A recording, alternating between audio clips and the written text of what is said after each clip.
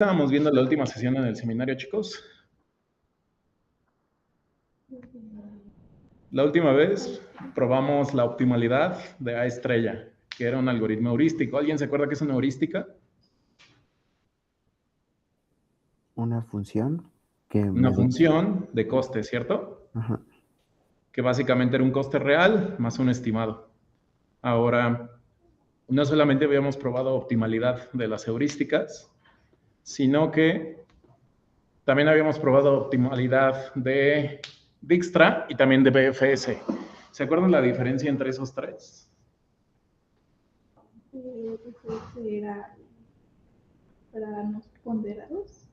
BFS es cuando las aristas tienen peso 1. Dijkstra es cuando pi y A estrellas son con pesos positivos. Muy bien. Y habíamos hablado incluso un poquito del orden de complejidad de los algoritmos, ¿se acuerdan? Para ahí, los chicos que nos están viendo en el seminario por Meet, lo que vamos a hacer el día de hoy es que no vamos a abrir Aura. Ahorita les explico por qué. Lo que vamos a hacer es que vamos a abrir Neo4j Sandbox. Entonces, en el buscador ponen Neo4j Sandbox, o si están abiertos en el Classroom, se meten a la última publicación de material que les hice y aquí les dejé el link, ¿sale? Lo que tienen que hacer una vez que ustedes estén en el link es que van a tener que instanciar un sandbox en blanco, pero con la librería de GDS previamente instalada. ¿Cómo se hace eso? Bueno, se registran con sus credenciales, le dan nuevo proyecto, bajan, ya no le va a aparecer. Y sí es cierto, ¿verdad? Sí. Bueno, pero ustedes tienen que bajar y por aquí, al lado donde dice Blank Sandbox, dice Blank Sandbox with GDS. Ahí le vamos a dar clic y vamos a generar la instancia, ¿sale? Tiene que ser con GDS, y ojo, no le vayan a dar este de aquí arriba porque este no es. Tiene que ser con GDS porque si no, no va a jalar, ¿ok? Entonces, una vez que abran el sandbox, les va a aparecer esto de aquí. Y tal vez ahorita tenga que hacer un match n, detach delete n, ya saben por qué, ¿no? Vamos a la presentación y vamos explicando paso a paso qué rayos es lo que vamos a hacer hoy, ¿ok? Entonces, ustedes ya saben lo que es un ciclo ETL y dirán, ¿cómo has mencionado eso? Sí, lo llegamos a mencionar sin poner el escrito en ninguna de las presentaciones. ETL es el proceso de extracción, transformación y carga de datos, ¿sale? Nada más que acuérdense, las siglas están en inglés, ¿ok? Entonces, lo que queremos hacer el día de hoy es que, como ya sabemos la sintaxis básica de Cypher, queremos empezar a transportar toda la teoría que ya estudiamos a Neo4j, porque queremos hacer uso de todos los algoritmos de rutas más cortas que estuvimos estudiando, y además queremos ver en la práctica si de a de veras el orden de los algoritmos era mejor para unos que para otros, ¿sale? Entonces, ¿por qué estamos utilizando en esta ocasión el sandbox y no Aura? Bueno, Aura es un entorno OLTP. ¿Saben lo que es un entorno OLTP? Los entornos OLTP son entornos Online Transaction Processing. Quiere decir que se llevan a cabo evaluaciones en puntos muy específicos de una función y en una vecindad pequeña. Entonces, por ejemplo, dados los vecinos adyacentes de grado 1 de un grafo, pues es una operación discreta, rápida, local. Para eso, Aura es muy bueno. Pero el día de hoy vamos a trabajar con la base de datos de aproximadamente 6.072 aeropuertos y 37.000 rutas de vuelo. Esto es un salto grandote a lo que ustedes están acostumbrados a trabajar. Habíamos ido de grafos de 1, 2, 3, 10, 20 vértices. Brincamos a uno aleatorio que les generé, creo que era de 100 vértices.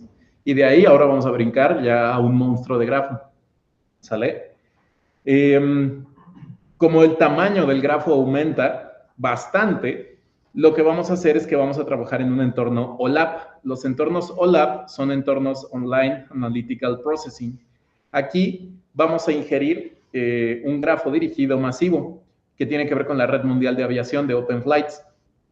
Y, como ya les decía, tiene como 6.072 aeropuertos y 37.042 rutas de vuelo. ¿Cuál va a ser nuestro objetivo con la práctica del día de hoy? Que ejecuten los 3 tipos de algoritmos de búsqueda de rutas más cortas: BFS, Dijkstra y A-Estrella. Todo en Neo4j. Y aquí se va a empezar a poner interesante toda la sintaxis de Cypher, ¿vale? Entonces, otra característica de por qué abandonamos Aura es porque los algoritmos de rutas más cortas tienen una naturaleza iterativa. Si se acuerdan, la optimalidad de uno la probábamos por inducción, el otro por contradicción, pero habíamos dicho que era un algoritmo greedy porque buscaba sobre todo los vértices adyacentes, y el otro pues necesitaba una heurística para darse idea, entonces también hacía una búsqueda total, ¿no? A pesar de que el algoritmo era óptimo, sí tenía que seguir revisando si alguno de los vértices era viable para seguir la ruta, ¿de acuerdo? ¿Se acuerdan cuáles eran las mayores desventajas de utilizar este tipo de algoritmos como Dijkstra o como A-Estrella? Saturaban la... Ocupan mucha RAM. Ajá. Exacto, saturaban la memoria. Si nuestra base de datos tuviera que leer cada vértice desde el almacenamiento físico, o sea, nuestro disco duro, pues la latencia de los algoritmos destruirían nuestro entorno, ¿sale? Entonces, por eso es que nos estamos cambiando de Aura a Neo4j Sandbox, ¿ok? Tiene un porqué, no nada más es, hoy se me ocurre abrir otra herramienta, ¿sale? ¿Dudas o preguntas hasta acá? Bien, me acabo de dar cuenta que sí tenía una presentación, una diapositiva en la presentación para eso. Pero es lo que les acabo de decir, ¿sale? ¿Qué vamos a hacer? Bueno, para quien me quiere ir siguiendo, porque ya levantó su instancia, hasta el final de la presentación viene el código. Ya sé, se ve cortado, pero ya saben, si se abre, ustedes lo pueden ir ejecutando. Ahora, les puse estas líneas de comentario para que vayan distinguiendo entre cada una de las fases. Vamos a ir por fase. Entonces, no se me vayan a adelantar ni lo vayan a correr todo, porque les va a ejecutar guardados en la RAM, que nos van a dar problemas para después si no vamos paso a paso. ¿Ok? Entonces, vamos a empezar con la fase 1. La fase 1 es la limpieza y la indexación de datos. ¿Qué vamos a hacer? Vamos a conectarnos a un entorno que está guardado en un GitHub, ¿sale? Yo no voy a traer los datos desde un CSV como el profesor Claudio se los enseñó a cargar. ¿Por qué? Seguramente estarán pensando en cuánto pesará ese archivo de los aeropuertos y de la ruta, ¿cierto? Entonces, lo que voy a hacer es que directamente lo voy a jalar de una base de datos. Ahora, para ello, fíjense en lo siguiente. ¿Por qué empiezo con detach delete y match n? Eso ya se lo saben. Porque tengo que vaciar la instancia por si acaso, ¿no? Y dirán, pero pues acabo de instanciar mi sandbox, el mío está vacío, sí, pero fíjense, el mío no. Porque yo ayer que les preparé la clase estuve jugando. Entonces ya traigo nodos y relaciones. Como no quiero sobreescribir, pues hago un match n, sin la mayúscula, detach delete, n. Acuérdense que usábamos detach delete porque si solo usamos delete, borra los nodos, pero se crashea cuando encuentra aristas. ¿Sale? Ahora, si no me hicieron caso y ya corrieron todo el código del final de la presentación, tienen que hacer lo siguiente. Déjenme ver dónde está. Porque no me acuerdo cuál. Era este. Esto es solamente si no me hicieron caso, porque si no la RAM les va a empezar a botar error, ¿ok?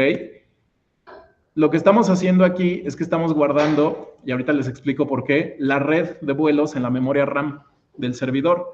Lo que tienen que hacer, si corrieron todo y no quieren que les bote error, tienen que correr este drop, ¿sale? Esto lo que hace es resetear la memoria RAM.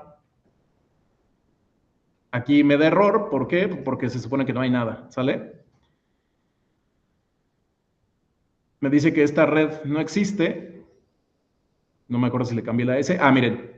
Mi red se llamaba Red Global Vuelo. Lo que hago con este drop es decirle todo lo que tienes aquí en la memoria RAM, bórralo, porque si no, no me vas a dejar dar mi clase a gusto, ¿sale? Eso no lo tienen que hacer porque se supone que me están siguiendo paso a paso, pero si se les llegó a ir, Ya saben cómo resetear el entorno, ¿sale?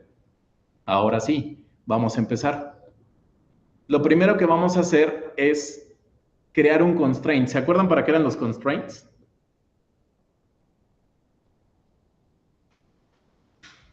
Básicamente el constraint cumple la función que su nombre indica, es una restricción.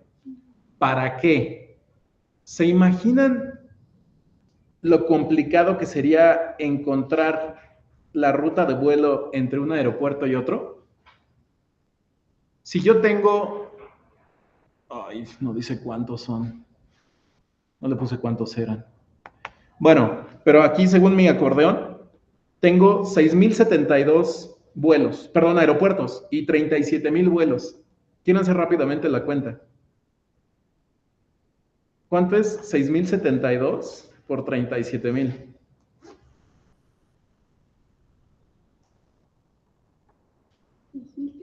$6.072 por 37.042.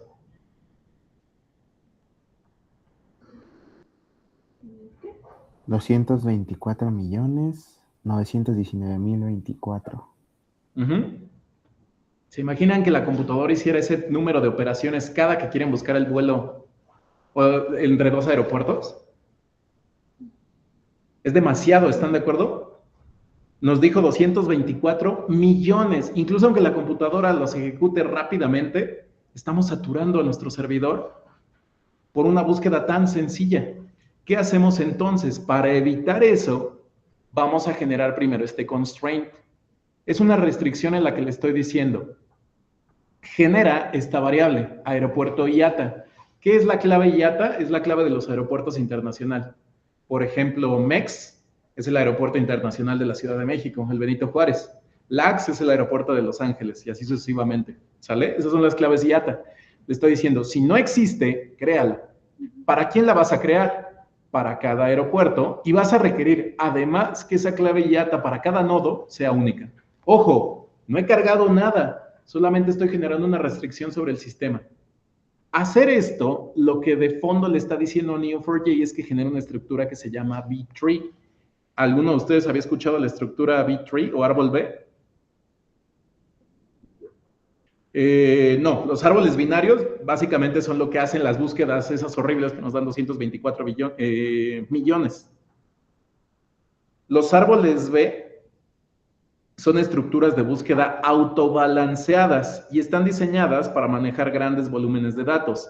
A diferencia de los árboles binarios, que solamente se dividen en dos, por eso su nombre, los árboles B tienen un alto factor de ramificación, ¿de acuerdo? Es como si en vez de nosotros tener información por cada parte del árbol, tuviéramos un directorio. Nuestros nodos ahora son nodos directorio. En vez de guardar solo un dato, cada piso del árbol tiene rangos de valores, por ejemplo, de la A a la M, de la N a la Z. Los nodos hoja van a ser las terminales del árbol, donde reside la dirección física del nodo aeropuerto en mi disco, y el balance automático sucede porque nuestro árbol B siempre se va a mantener chaparrito, pero muy ancho. No importa cuántos aeropuertos agreguemos, el árbol se va a reconfigurar para que la distancia desde la raíz hasta cualquier dato siempre sea la misma, ¿sale? Esto es un truco de ciencias de la computación, pero lo hacemos. Aquí si yo no lo corro, de hecho de tarea moral, los invito a que acabando el seminario traten de correr el código comentando la línea de los constraints y nada más se fijen cómo cambia el tiempo de procesado. Va a aumentar, pero aún así la computadora lo va a poder hacer. ¿Por qué? Pues porque es una base de datos relativamente, entre comillas, pequeña, aunque ya vieron cómo están saturando al sistema. ¿Sale? Va, que va. La diferencia entre buscar nodos o aeropuertos con una búsqueda casual a hacerlo con un B-tree es abismal. Si yo hago la búsqueda normal, pues lo estaré haciendo con un orden de complejidad n, ¿no? Igual al número de vértices. Sin embargo, si yo utilizo la arquitectura del árbol B, esta complejidad se ve reducida al logaritmo base B, que es el factor de ramificación del árbol, por n. ¿Sale? Entonces, cuando yo le pongo este constraint a Neo4j, reduzco la complejidad de 224, ¿qué les había dicho? Millones a más o menos 2 saltos lógicos para encontrar las rutas. Eso no es una mejora abismal. Sí, ¿no? Porque Sí. fíjense, más o menos necesitaría 148,000 pasos. ¿Por qué? Pues si tengo 37,000 vuelos por 2, y luego eso hay que multiplicar. ¿Por qué por 2? Porque hay que buscar origen y destino, ¿no? Y luego eso lo multiplicamos otra vez por 2, porque son 2 operaciones, pues más o menos bajamos de 224 millones de operaciones a 148,000. Es una diferencia del 99.93%, lo calculé ayer. ¿Sale? Entonces, por eso ponemos este constraint. Aquí no nos va a servir de nada en la clase, porque sí reduce el tiempo muchísimo, pero aunque no lo redujéramos, todavía es calculable. ¿Se imaginan en una base de datos masiva? Esto ya no sería viable. Por eso les estoy explicando qué hace este constraint. ¿Sale? Vamos a ejecutarlo. Pueden copiar el código. ¿Quieren que les copie el código en los comentarios o ya están todos en la presentación y ya lo pueden copiar ustedes? Nada más no copien la parte que dice código cipher. Detach delete solamente limpia mi base y los constraints solamente genera la restricción, pero todavía no tengo nodos ni aristas, ¿sale? ¿Dudas hasta acá? ¿Todo bien? Vamos con la siguiente slide. Vamos con el proceso de extracción y limpieza de datos. Vamos a copiar este código y les voy explicando qué hace. No se asusten, porque esto nunca lo han visto. Esta es una carga a través de... ahí. Este es el código genérico. Espérenme. Porque... chin. O sea, este código funciona, pero la URL del CSV no es URL del CSV. La URL es, voy a escribir https://github/user-content.com/open /master /data /airports.dat. Ahorita yo les paso este código así por el Meet, ¿sale? https://raw github user content.com j patocal. Ya sé qué voy a hacer. Aquí tengo el historial. Y por acá lo corrí.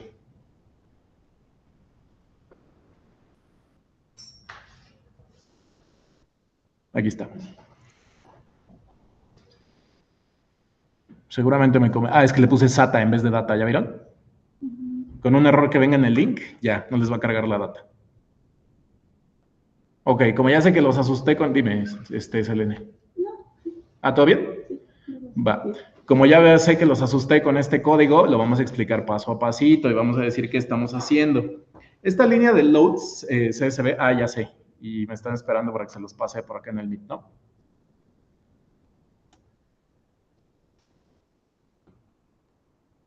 Igual la presentación trae ese de genérico. Sí, ¿verdad? Trae el genérico. A ver. Se supone que si lo cambio aquí, todos lo van a... No, mira. La presentación sí trae el código bien. Está abajo, en la última slide. Sí, en la última slide sí viene el código, ¿sale? Entonces, ¿qué estamos haciendo con este código cuando lo corren? Bueno, la primera línea de load CSV from básicamente nos va a convertir a Neo4j en un cliente HTTP. En lugar de obligarnos a descargar un archivo a mano en nuestro servidor y subirlo, Neo4j se va a conectar a un link o a un servidor, ¿sale? Estos servidores nos permiten leer archivos en un stream continuo. Significa que mientras el servidor se mantenga arriba, el archivo siempre está disponible para lectura, ¿sale? Si la base de datos pesara 50 gigas, por supuesto que no les gustaría esperar con el internet de la FAC a que esto descargara, ¿verdad? Entonces es mucho mejor hacer la lectura directa desde el servidor. ¿Qué estamos haciendo? Cuando decimos which row, where row 4 is not null and row 4 distinto de diagonal n. Esto de as row nada más es el alias con el que estoy guardando el archivo, ¿sale? Esta segunda línea de aquí lo que hace es que nos permite ayudar un poco a la limpieza del archivo. ¿Por qué? Porque en el mundo real las bases de datos suelen estar sucias, ¿sale? El índice row 4 corresponde a la columna del código IATA. Como ya había creado yo una restricción, lo primero que me interesa es poblarla. Entonces, el identificador de las 3 letras lo voy a cargar, ¿de acuerdo? Y la cláusula with a lo que me ayuda es actuar como un embudo o como una tubería. Toma el flujo de datos de la carga del CSV y nos permite aplicar unos cuantos filtros lógicos. El primero es este de aquí, que la clave IATA no sea nula. ¿Por qué? Pues porque va a ser el identificador único de mi aeropuerto, ¿sale? Ahora, esta restricción de acá nos está diciendo que el dataset utiliza el texto literal diagonal N para denotar, aeropuertos pequeños que no tienen un IATA oficial, ¿sale? Entonces, como nuestro modelo requiere sí o sí que el código IATA sea único y obligatorio, vamos a eliminar esas filas, ¿sale? Esos aeropuertos pequeñitos no nos van a servir para lo que estamos buscando, ¿de acuerdo? ¿Dudas hasta acá? Bien. Ahora, ¿por qué le pongo diagonal, diagonal? Porque justo para instanciar la diagonal hay que poner una diagonal atrás, ¿vale? ¿Qué hago con merge? Sí, ya ustedes ya son unos expertos. Esta línea de código sí la saben leer. Merge, aeropuerto, con propiedad IATA. Estoy creando nodos, pero aparte lo estoy creando con un merge. Es decir, que si yo pico 23 veces este código, no se me va a romper. Solamente voy a crear de forma única a los aeropuertos, ¿sale? Y le estoy asociando la propiedad IATA que viene en la columna 4 de mi CSV. ¿El verá? Bien.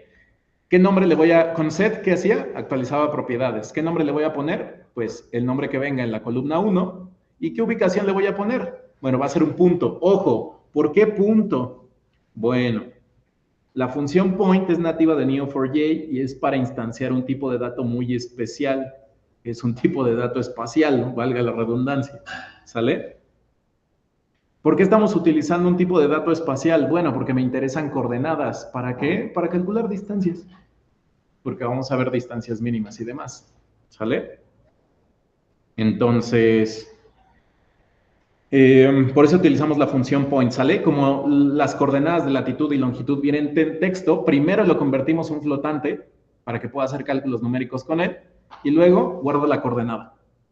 ¿Dudas con lo que hice ahí? Hasta ahora, lo que han creado con esto es pues solamente sus nodos, ¿ok? Ahora, normalmente cuando le dábamos clic a los nodos, siempre me salía este código rarito de aquí arriba, ¿verdad? ¿Cómo le puedo cambiar el nombre? Porque creo que eso nunca se los había dicho. Le doy clic en la etiqueta y aquí donde dice caption, básicamente me va a decir qué va a mostrar en cada uno de los nodos. La clave IATA, el nombre, la ubicación, el ID o el tipo. En este caso me interesa el nombre porque quiero el nombre completo de los nodos. ¿Sale? Por ejemplo, si le doy clic a este, es el aeropuerto, ¿qué? Red Hill, ¿sale? Y fíjense cómo guarda el punto, ¿ya lo vieron? Como coordenada X y coordenada Y, latitud y longitud, ¿sale? ¿Dudas o preguntas hasta acá? ¿Todo bien? Bien, si esa carga de datos quedó clara, la segunda carga de datos tiene que dar aún más clara. Vamos a cargar las aristas, porque hasta apenas cargué los aeropuertos, me falta cargar los nodos. Entonces voy a hacer la fase número 3. Váyanse a la última slide de su presentación, copien, peguen, solamente la fase 3, ¿ok? Si hacen la fase 2, gracias al merge no van a duplicar nodos, pero no es necesario que la vuelvan a correr, ¿ok? ¿Quién se avienta o quién se anima a decirme qué está haciendo la fase 3 en el sandbox? Este es un viejo conocido. Ahora fíjense, es el mismo path. Cuando digo path me refiero a la ruta, ¿sale? Pero en vez de cambiar por airports, ahora dice routes, ¿sale?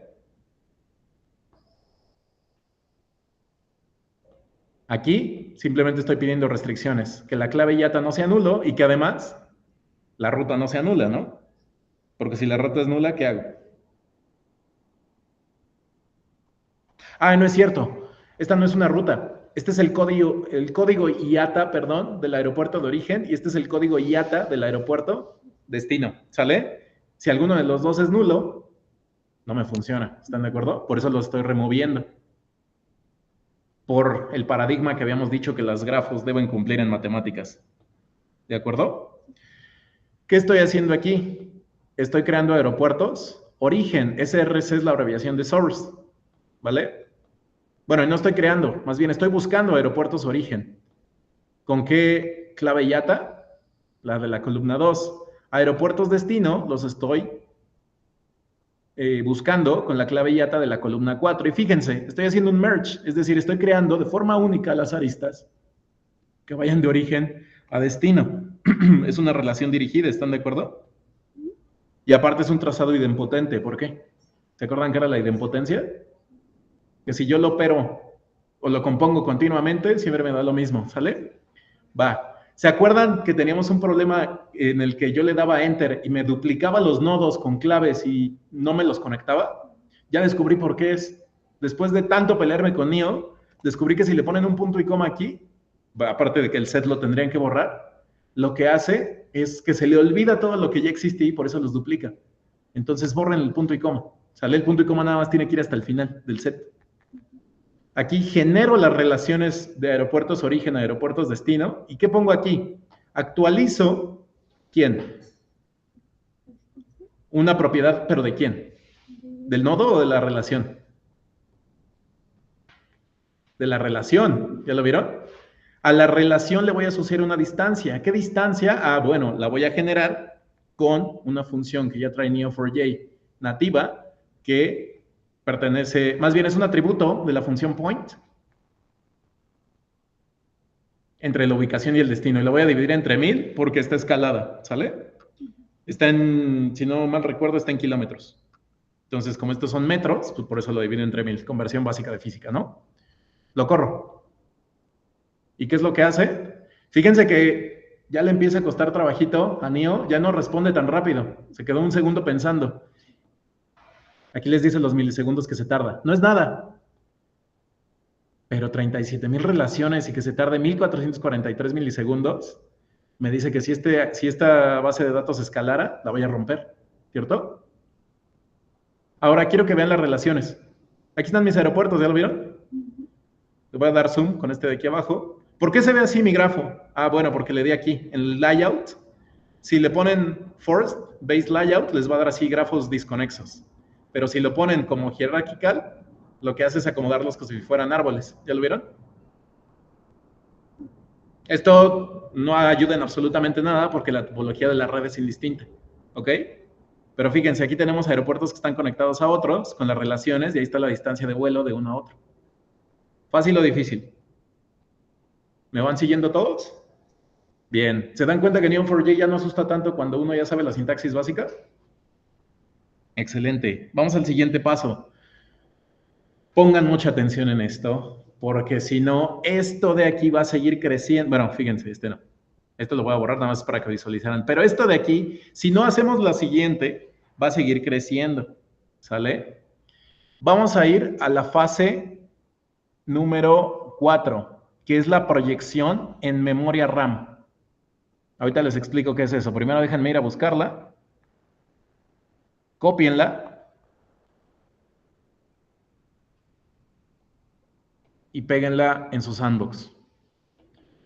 Cópienla bien. Si les sale en amarillo alguna línea de comentario, les va a dar error, ¿eh? Listo. Ahora, la voy a correr. Y si, ¿qué dice? No puede inferir el tipo de propiedad. ¿Por qué? Orientación natural. Project, root global, vuelos, properties, latitud, longitud, flight 2. No puede inferir el tipo de propiedad, pero no le está infiriendo, se lo estoy diciendo, ¿no? Porque no tiene llave, luego sí tiene llaves, que básicamente es esto. ¡Ay! Déjenme ver aquí que está fallando. ¿No era red global vuelo? Tal vez. No. No, porque aquí no existe, más bien aquí no le está pudiendo crear. A veces, luego me como una línea cuando lo copio y lo pego. Ya me di cuenta que luego hago eso cuando le estoy dando clase. Entonces voy a copiar las 3 líneas de código que llevamos.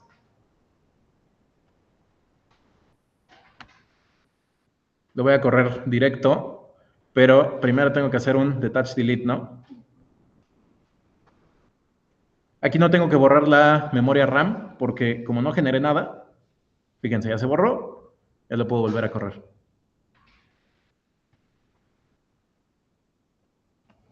No hice nada, seguro me comí una línea. A veces me pasa, ¿sale? Pero les explico qué hace esta línea de código de la proyección.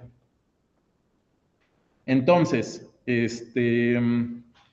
hasta el momento la base de datos en donde persiste en el disco duro del servidor, pero para hacer operaciones transaccionales comunes como buscar aeropuertos, esto es muy útil, no va a tener ningún problema. Pero para los algoritmos de enrutamiento que vamos a buscar, es decir, BFS, Dijkstra y A estrella, se necesitarían evaluar miles y miles de rutas alternativas simultáneamente. Si mi motor de búsqueda tuviera que ir al disco duro físico del servidor, leer cada conexión una y otra vez, la latencia de entrada y salida, es decir, las llamadas que yo le hago al servidor, haría que el proceso fuera muy, muy lento, ¿sale? Para solucionar esto, vamos a utilizar la librería Graph Data Science. Eso es lo que estamos haciendo aquí. Estamos haciendo una llamada a la librería Graph Data Science, ¿sale? Esta librería nos va a permitir hacerle una foto optimizada a la base de datos que tenemos y la vamos a cargar en la memoria RAM del servidor, ya no en el disco duro, en la RAM, ¿sale? A este proceso se le llama la proyección del grafo, ¿sale? Call GDS Graph Project básicamente lo que hace es llama a la librería GDS y a diferencia de los comandos match o merge, que son parte del lenguaje de consulta estándar, call va a invocar funciones precompiladas. Normalmente estas funciones vienen en JavaScript, ¿sale? Por eso la sintaxis tan parecida a JavaScript, si alguno de ustedes ya ha programado ahí. Estas funciones extienden la capacidad de nuestra base de datos. Aquí estamos llamando al procedimiento project dentro del módulo GDS Graph, ¿de acuerdo?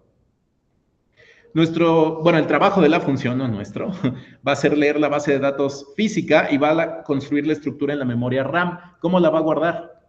Como Red Global Vuelos, ¿sale? Este es el nombre que le va a dar a el archivo en la memoria RAM, ¿ok? Ahora, ¿qué está haciendo esto de aquí? Esto es una proyección de nodos, ¿de acuerdo? El segundo parámetro es un diccionario u objeto de configuración para los nodos. Le estamos diciendo al motor que solamente suba a la memoria los nodos que tienen etiqueta aeropuerto, ¿sale? La parte más crítica, como ingenieros de datos en Neo4j, está en el arreglo de las propiedades, que son estas de acá, ¿sale? Que básicamente dependen de estas de aquí, que son la latitud y la longitud. La memoria RAM es un recurso limitado y costoso, sobre todo con el aumento de precios abismal que tuvo en los últimos meses por el boom de la inteligencia artificial. La memoria RAM es un recurso limitado y nuestro nodo original en la base de datos tiene las propiedades como el nombre del aeropuerto, la ciudad, el país. ¿Realmente necesitamos la ciudad o el país para hacer el cálculo de distancias o el cálculo de la ruta? No, el identificador, la latitud y la longitud son suficientes. Entonces, le estamos especificando a NIO que solamente guarde o persista latitud y longitud en la RAM. A esto le estamos aplicando un principio de diseño que se le llama la poda de propiedades. Si se dieron cuenta, tenía forma como de arbolito, ¿no? Pues por eso le llamamos la poda de las propiedades. ¿De acuerdo? ¿Por qué? Porque si no hacen esto para estrella, lo van a saturar ese algoritmo, ¿sale? El resto de la información sí se va a guardar en el disco duro, pero en la RAM se van a quedar latitud y longitud, ¿sale? Esto no ayuda en nada como al resultado más que al tiempo de procesado. Ahora, lo que vamos a hacer también es una proyección de las relaciones o de las aristas. Vamos a persistir en la memoria RAM a las relaciones. ¿Cómo las vamos a guardar? Primero vamos a buscar relaciones del tipo fly-to. Luego vamos a definir la orientación como natural. En bases de datos orientadas a grafos, las relaciones siempre tienen una dirección en el disco. Al decir natural, obligamos al grafo en la memoria RAM a respetar esa dirección original que tiene, ¿vale? Significa que el algoritmo va a entender que el grafo es dirigido, es decir, que un vuelo de ida no implica un vuelo de regreso. Y eso sí es cierto, ¿no? Va. Si quisiéramos ignorar la dirección, en vez de natural, le ponen undirected, con todo con mayúsculas, ¿sale? Pero en este caso es dirigido porque vamos a buscar rutas. Finalmente vamos a incluir las propiedades de distancia. ¿Ok? Al igual que con los nodos, vamos a ignorar cualquier otra métrica que pudiera hacer que estuviéramos gastando memoria sin sentido alguno. ¿Preguntas hasta acá? Bien. Cuando uno ejecute este código, Neo4j nos va a devolver el resumen de los nodos y las relaciones. ¿Se acuerdan que por aquí había borrado como una tabla bien rara que parecía una tabla hash o algo así? Que traía como columnas y colorcitos. Eso es lo que devuelve esta función. Aquí no me lo devolvió porque lo corrí en un bloque de código. ¿Sale? ¿Dudas hasta acá? Bien. Déjenme regresar a la presentación. Estamos en la fase 4 de memoria. ¿Sale? Va. Ahora sí, vamos a empezar con lo divertido, que es el pathfinding, ¿de acuerdo? Hasta ahorita lo único que hemos hecho, es ingestar nuestra red de vuelos y la hemos proyectado en la memoria RAM del servidor. Vamos a jugar con ella. Vamos a hacer 3 consultas. Vamos a ver cómo llegar del nodo o del aeropuerto de Groenlandia, que es GOH, al destino Sydney. ¿Sale? Quiero ver cuál es la ruta más corta para ir de Groenlandia a Sydney. Y vamos a analizar estrictamente cómo Cypher, y el motor de Neo4j procesan cada instrucción a nivel de código. ¿De acuerdo? ¿Qué estoy haciendo con este match? Estoy buscando algo, ¿no? ¿Qué estoy buscando? Bueno, shortest path. Voy paso a paso, denme chance. Habíamos dicho, BFS solamente es cuando las aristas no tienen peso, o su peso es igual a 1 para toda arista. ¿Sale? Shortest path, esta es una función nativa de Cypher, ¿sale? Esto no pertenece a la librería de GDS, ¿ok? Esta función ya viene de forma nativa en el motor de Cypher y está optimizada para búsquedas topológicas. Cuando digo búsqueda topológica me refiero a búsqueda sin peso. Por debajo, el motor está utilizando el algoritmo que ya habíamos estudiado, BFS. ¿Qué estamos haciendo aquí? Estamos buscando la ruta más corta de este aeropuerto de origen a este aeropuerto de destino. Pero quiero que se fijen aquí. Tiene un asterisco. ¿Para qué creen que sirva ese operador en la ruta de vuelo? Para buscarlas todas. Exacto. Este asterisco indica un salto de longitud variable. ¿Se acuerdan que podíamos limitar entre 1 y 3 relaciones con 2 puntitos? Bueno, cuando le ponen un asterisco no me importa. Las relaciones que encuentres, búscalas todas, pero solamente devuélveme la más corta. ¿Sale? Esa ruta más corta le estoy guardando en la variable ruta y le estoy pidiendo a Neo que me devuelva en una lista los nodos de la ruta y sus, o más bien, es una comparación entre los nodos y sus claves IATA, ¿sale? Es una comprensión de listas. Si le ponemos nada más return ruta, nos va a devolver un JSON masivo. No hagan eso. Necesitan pedirle que les devuelva una lista para que les sepa interpretar el JSON, ¿ok? Entonces, esto nos va a dar una listita que nos va a decir de qué aeropuerto tengo que brincar a qué otro para llegar de la manera más corta posible de Groenlandia a Sydney. ¿Sale? Length, lo único que nos está diciendo es el número de vuelos que debo tomar. Ojo, esto es la ruta más corta en cuanto a aeropuertos, no en cuanto a distancia. Entonces venimos, la pegamos, corremos. Y fíjense, nos está diciendo que la ruta más corta que encontró es ir de Groenlandia a Kef, de Kef a Man, de Man a IBR y de IBR a Sydney. ¿Cuántos vuelos necesité? 4. Esa es la ruta más directa en términos de, ¿cómo se llaman? Es de escalas, ¿no? Transbordos, iba a decir, pero transbordos los del metro. ¿Sale? ¿Dudas o preguntas hasta acá? Entonces, en resumen, ¿cómo se usa BFS en Cypher? Shortest path. ¿Sale? Quiero que se fijen en esto. 66 milisegundos para hacer la búsqueda. ¿Se acuerdan de qué orden de complejidad era BFS? Era lineal, ¿no? Porque había que fijarse en nodos y aristas.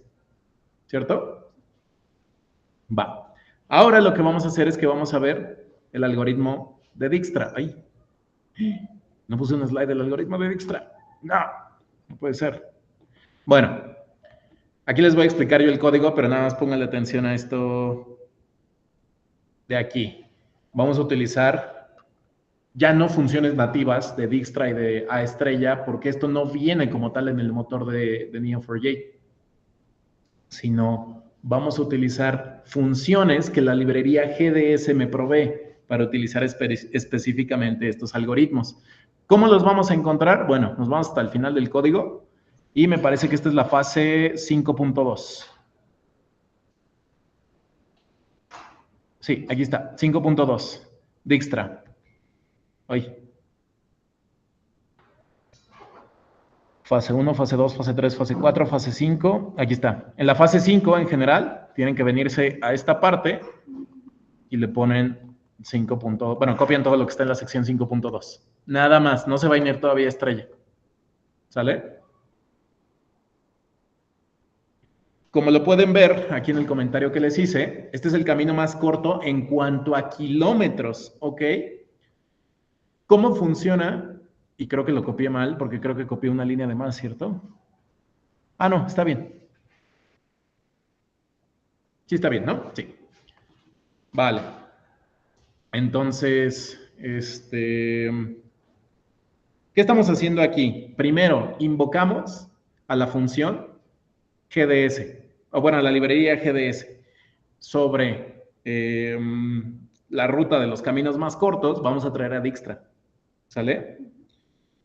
El sufijo stream es importante para Cypher. Básicamente le dice que a la base de datos que no queremos guardar el resultado en el disco, porque en vez de stream tendríamos que utilizar write. Esto es para no saturar, ¿sale? Porque recuerden, tenemos recursos limitados. Queremos simplemente que el resultado fluya en nuestra pantalla en una tabla en tiempo de ejecución y no que lo guarde, que no haga escritura, ¿vale? Ahora, esto de aquí es el objeto de configuración de la función, ¿ok? ¿Sobre quién vamos a ejecutar esto? Bueno, sobre la red global de vuelos que ya tenía guardada en mi memoria RAM. ¿De acuerdo? ¿Qué es esto de aquí? ¿Dónde está? Bueno, ya saben que los nodos de origen son los source, los nodos target son los de destino. La relación que vamos a estar utilizando es la distancia en kilómetros, ¿sale? Básicamente, esta línea le ordena al motor de Neo4j contar los saltos lógicos, como hacía shortest paths, pero empezar a sumar los valores numéricos almacenados en la propiedad específica de la memoria RAM. ¿De acuerdo? Ahora, ¿qué hace la cláusula yield? Cuando llamas a un procedimiento almacenado en Neo4j, este emite múltiples variables internas. Yield funciona como un filtro. Es como el select de SQL. ¿Se acuerdan que el select nos daba nada más ciertas columnas? Yield hace lo mismo, pero en Cypher, ¿sale? Nos está diciendo, de todo lo que procesó Dijkstra, solamente tráeme el costo acumulado, que es el total cost, y el path, que es la ruta. ¿De acuerdo? ¿Qué nos da después? El return, porque si ustedes nada más corren GDS, les va a dar un JSON horrible.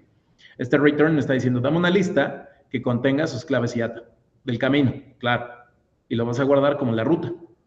También, en esa misma lista, dame los costos totales como kilómetros totales, ¿sale? Entonces lo corro. Y fíjense que me dice que la ruta más corta que encontró justo coincide con la ruta que había encontrado BFS, ¿sale? Tiene sentido, ¿no? Ir a un aeropuerto extra, adicional, es como gastar más kilómetros, ¿no? Tanto para entrar como para salir de él.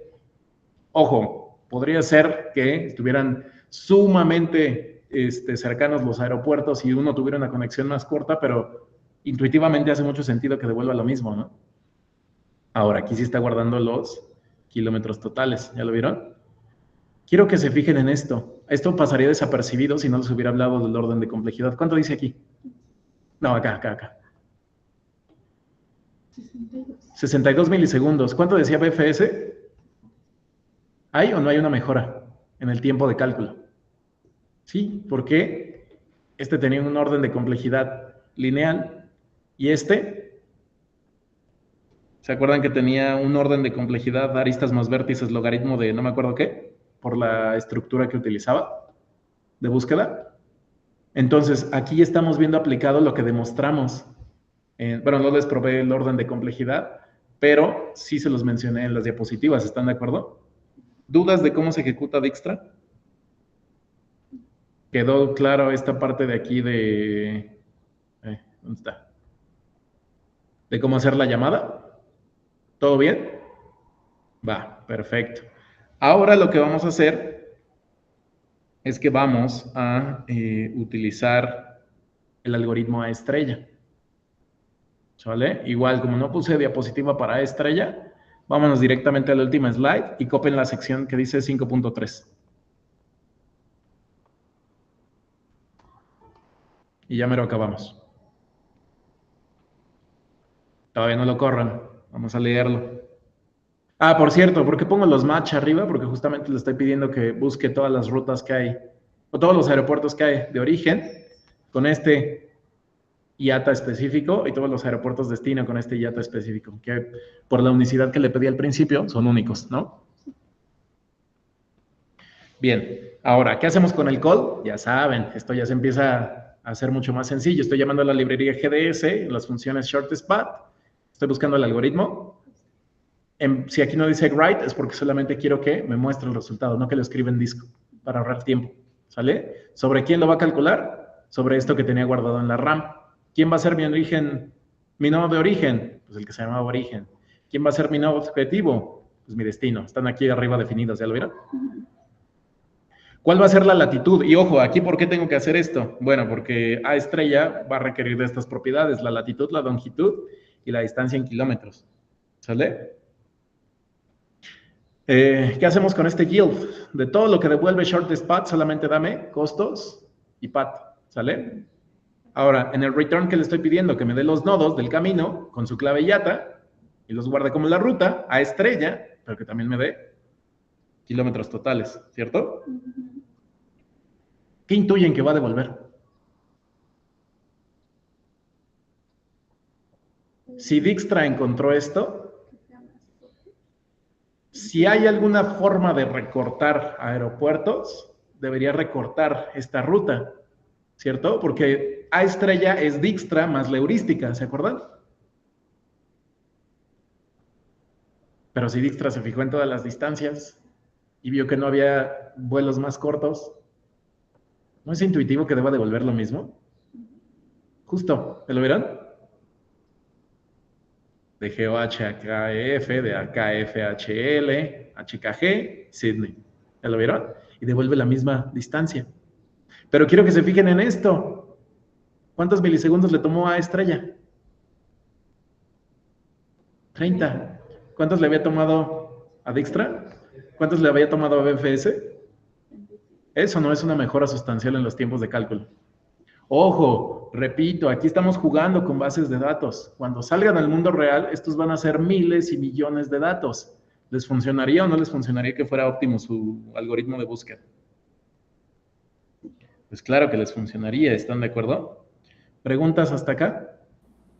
En este caso, las relaciones de latitud y longitud vienen a ser nuestra heurística.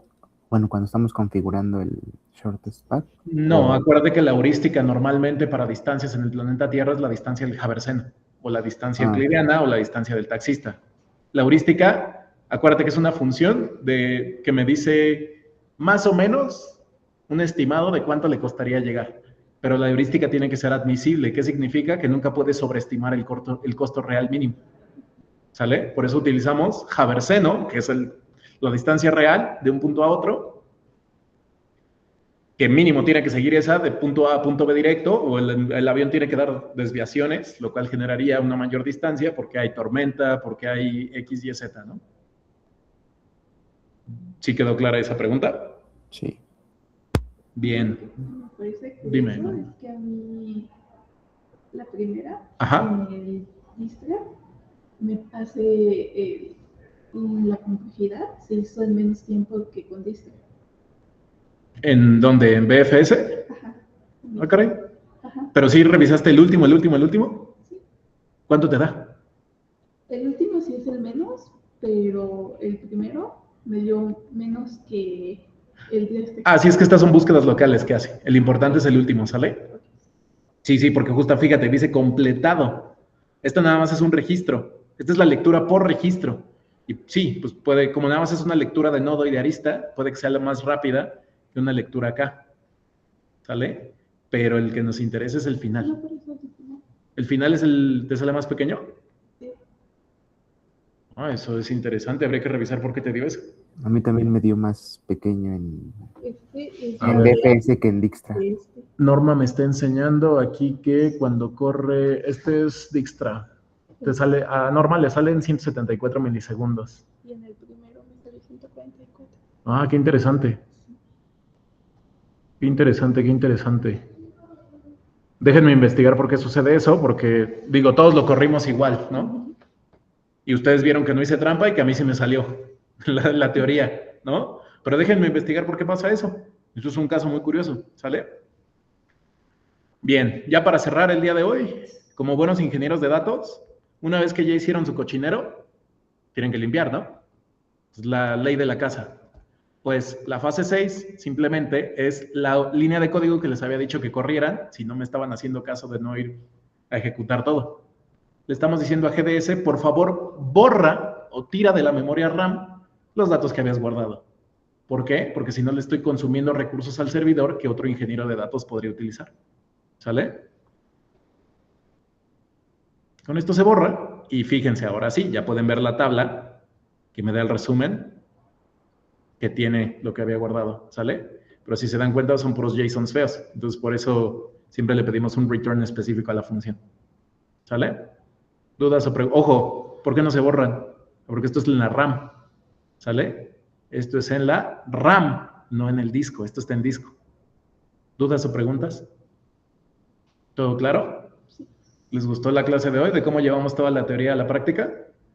Digo, ya que no les haya salido los tiempos de búsqueda como la habíamos teorizado, ya déjenme ver por qué es eso, pero se los prometo que el martes lo revisamos, ¿sale?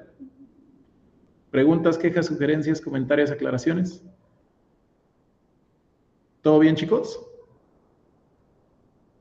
Sí, todo Todo bien. bien. Va, que va. Por favor, no falten a la siguiente ayudantía. ¿Por qué? Porque vamos a empezar a ver cómo van a hacer su tarea. Ya estuve ahí procesando maquiavélicamente lo que se me iba a ocurrir para dejarles. Y decidí que los voy a torturar. Entre todo el salón, quiero que construyamos la red del metro. La que vieron con Claudio en el CSB, quiero que lo traigamos a NIO. Él ya les enseñó a subirla, pero no le asociaron propiedades, no calcularon rutas cortas. Entonces, lo que quiero, déjenme estructurarlo bien, porque yo también tengo que ingeniármelas en cómo. No existe una base de datos del metro limpia. No sé si se dieron cuenta, pero por ahí, cuando estaba abriendo el Zoom, que no lo encontraba, se me salió esto de aquí, que es la afluencia vera del metro y las operaciones. Ah, ya no estoy compartiendo, ¿verdad? Lol, qué mal. A ver. Rápido ya, para que acabemos todos. Solo les platico, ya no vamos a hacer nada, solamente quiero que vean. Se me salió que vieran estos datos. Básicamente, esta es la red ajolote. Bueno, esta no, pero esta sí, esta es la red ajolote o el sistema ajolote. Es lo que el gobierno mexicano ha intentado hacer para hacer públicos datos de muchas cosas del gobierno, entre ellos la afluencia del metro, ¿sale? Pero esta es una base de datos que está rota. Bueno, no está rota, pero está incompleta. Se parece a lo que Claudio les había dado. De hecho, lo que Claudio les dio, la sacó de la base ajolote, del sistema ajolote. Lo que yo quiero es que no solamente me la dejen con rutas, quiero que le pongan la afluencia promedio. Y eso, el sistema ajolote sí nos lo da. Pero déjenme ingeniarme cómo les voy a llevar paso a, porque no se los voy a hacer, lo van a hacer ustedes. Paso a paso, cómo es que van a hacer ustedes su tabla y luego la van a cargar a NIO. Y en NIO me van a hacer algoritmos de búsqueda, ¿sale? Esa va a ser su primera tarea sí oficial. Y una vez que tengan eso, ya podemos ir discutiendo también cómo van a ingeniarse su primer proyecto del semestre, ¿vale? ¿Preguntas, quejas, sugerencias, comentarios, aclaraciones? ¿Todo bien? Excelente. Todo Si bien. no hay más dudas o preguntas, les agradezco su asistencia el día de hoy. Nos vemos el día martes, el lunes con Claudio. Cualquier pregunta, ya saben, con confianza me dicen. No olviden entregar su tarea, que aunque esas no van para evaluación, acuérdense que son muy importantes, ¿sale? Sí, Va, de hecho, si se han dado cuenta, todas las no tareas van orientadas a que entiendan mucho mejor el código que les voy presentando y proyectando en clase, ¿cierto? Va, perfecto. Que tengan un buen día, un buen fin de semana. Nos vemos la próxima semana, chicos. nos vemos. Cuídense. Gracias, Fabián. Gracias, nos vemos.